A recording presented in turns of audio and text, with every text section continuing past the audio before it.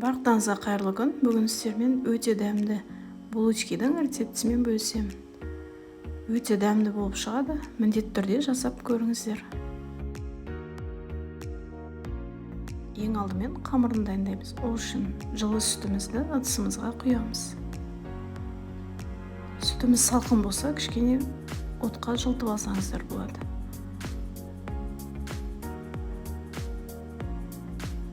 Сосын үстіне қантымызды саламыз.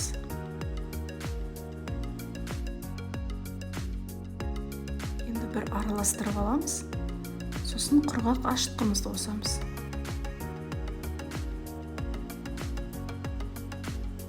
Сосын тағы да жақсылап араластырамыз.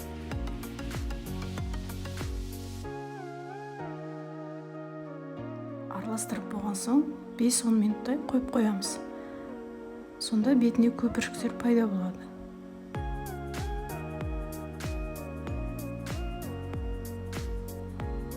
Жұмыртқамызды қосамыз. Араластырамыз.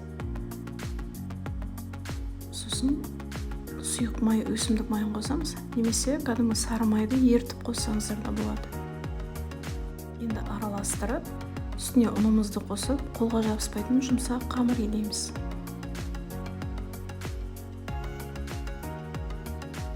Менде ұным жоғары сұрыптікі.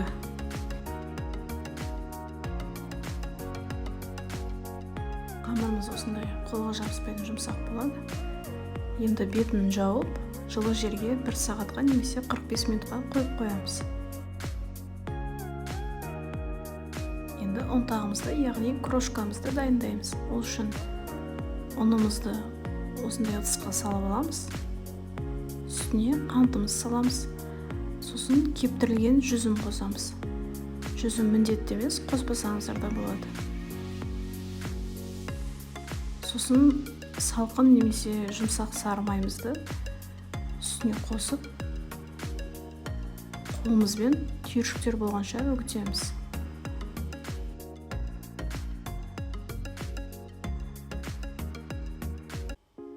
Менде май бөлме температурасын болғандықтан осындай түйіршіктер пайда болды. Егер сіздерде салқын май болса, крошкаларыңыз әдемі болып шығады. Қамырымыз көтерілгенше осы ұнтағымызды тоңазытқышқа сала тұрамыз.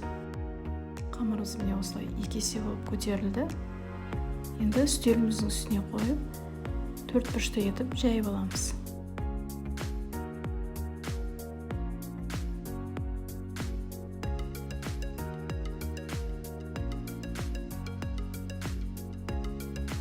Міне осылай видеодағыдай 4 бұрышты етіп жайып алдық. Енді жаңағы дайындаған ұнтағымызды видеодағыдай сеуіп шығамыз.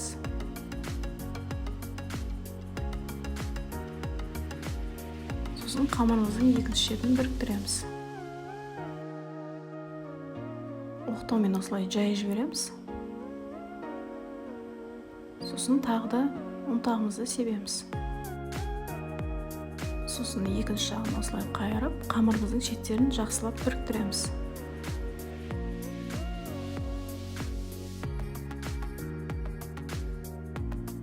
Енді өткір пышағымызбен видеодағыдай 4 бұрышты етіп кесіп шығамыз.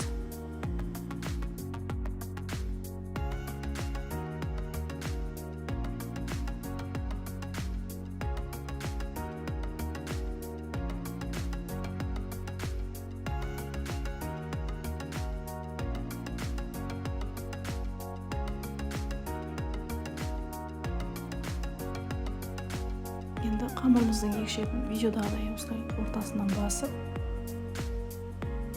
осылай біріктіреміз. Қаттырақ біріктіріңіздер, кейін піскеннен кейін ажырап кетуі мүмкін. Сосын пергамент қағаз төселген формамыздың үстіне осылай қойып шығамыз. Бетіне жұмыртқаның сарысын жағып шығамыз. Артылған ұнтағымызды осылай әрқайсының бетіне осылай сеуіп шықсаңыздар болады. Сосын енді осы кезде пешімізді қосып, жақсылап қыздырып аламыз. Ал булочкаларымыздың бетін жауып, 20 минуттай тұрғаны дұрыс. Сонда әдемі болып көтеріліп піседі. Алдын ала кыздырылган пеште 25-30 минутта карап туруп пиширип аламыз.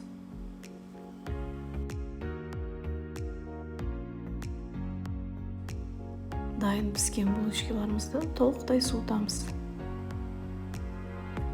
Мен ортасын катты баспагандыктан осулай ажырап кетти. Бирок дәми дүкөндөгүдөн кем эмес. Осы рецепт боюнча міндетті түрде жасап көрүңүздөр. Видео ұнаса лайк басып пикир калтырыңыздар. Сиздер менен болгон Асель. Келесі видеода кездескенче.